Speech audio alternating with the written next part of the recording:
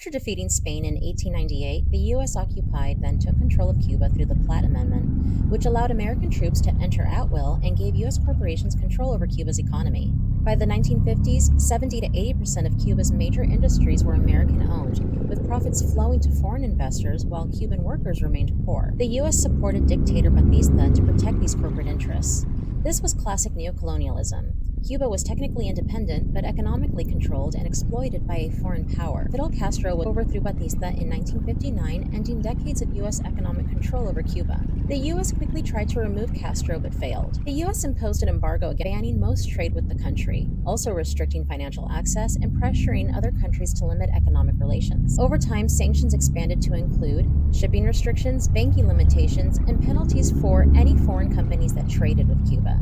This dramatically constrained the country's economy. Since then, Cuba has remained under communist rule and has continued to face severe economic challenges due to the ongoing U.S. embargo and international isolation. Despite these hardships, Cuba kept healthcare free and achieved very high literacy rates.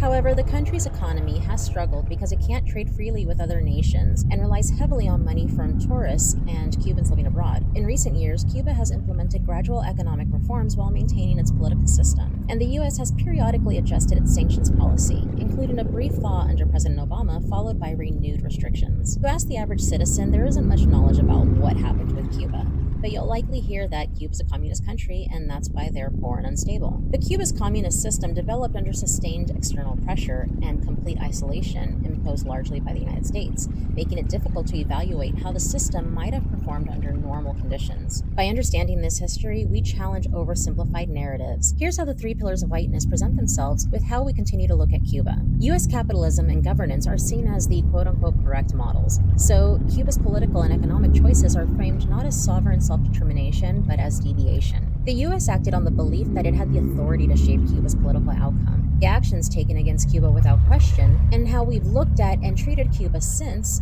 reflects the assumption that the U.S. has the right to enforce dominance in the Western Hemisphere. Finally, U.S. political rhetoric frames Cuba as a threat to our way of life, presenting U.S. actions as defensive responses rather than domination, continuing the tradition of colonialism right under our very noses.